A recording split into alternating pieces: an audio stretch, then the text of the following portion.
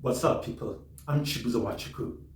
I'd appreciate you liking this video and subscribing to my channel.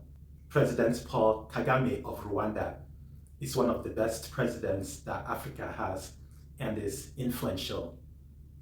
During an interview on Al Jazeera, he answered a question about the Western influence in Africa. He talked against Africans being permanent victims. I wrote the clips. Let me split this in two. I'm just sort of interested, you and I have talked about this before, about how you see Western influence in Africa. But I also want to know about the Rwanda story. And you participated in the U.S.-Africa Leaders Summit. And America, the United States, other nations in Europe are trying to up their game. They're worried about China's influence. How do you see Western influence now, both in the continent and in your own country? Well, this is the question I think we have partly answered. There is going to be Western influence, or there is going to be some other influence. But it's going to be minus African influence. Mm-hmm. So meaning... So it's a zero sum. So this is what it looks like. Sounds like, because other people have influence. Africa doesn't have influence. So that means Africa is just there to be influenced. And then, of course, the fights that go on over the continent, for very obviously for what the continent has. I think my take on that is it should challenge us African leaders and Africans generally. We can't permanently stay in this position of a victim. In the end, by the way, when those powers that have influence, whenever they want, they turn Africa into perpetrators. So on one hand, we're either victims or we are pointed to as perpetrators of different crimes, things like that. Now, to weave in the story of Rwanda, we have to say we are good students of history ourselves. We learn from what has happened to us or what we see happening around us. And even what has happened to us. And at the time we needed anybody's help. It didn't matter who that was.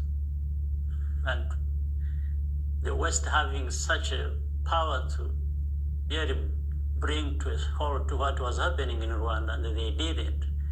In fact, not only did they not do that, they even doubled up on doing nothing. And also in the background, part of the cause of what happened in Rwanda comes from the West.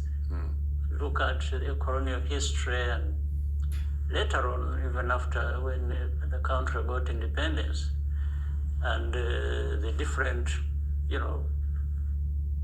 things that happened, irrespective of the presence of the Western influence or countries in Rwanda, tells us the story that, we've got to really do everything for ourselves and improve our lives and be there to, like any other country or people. And in fact, it is the same mirror image that we have in mind for even the whole continent.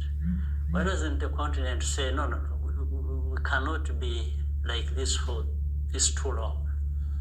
And we need to have interaction with the rest of the world and create that equality that is necessary for any human dignity and society.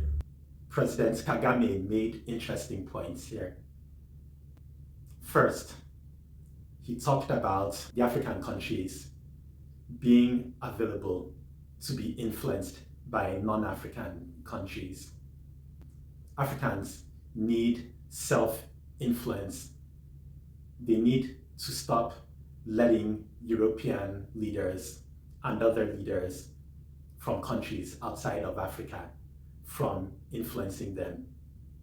They need to influence themselves. They need to avoid being controlled by non-African leaders. The other thing, Kagame pointed out that Western officials came into African countries when they were given the chance to help the Africans, but left without helping them. Rather, they exploited the African countries, as we all know. The Africans need self-reliance. I'm not saying they shouldn't team up with non-African countries. However, they need to avoid relying too much on non-African countries, even China and Russia, no matter how helpful they might be. They've got to rely on themselves. Let me know what you think.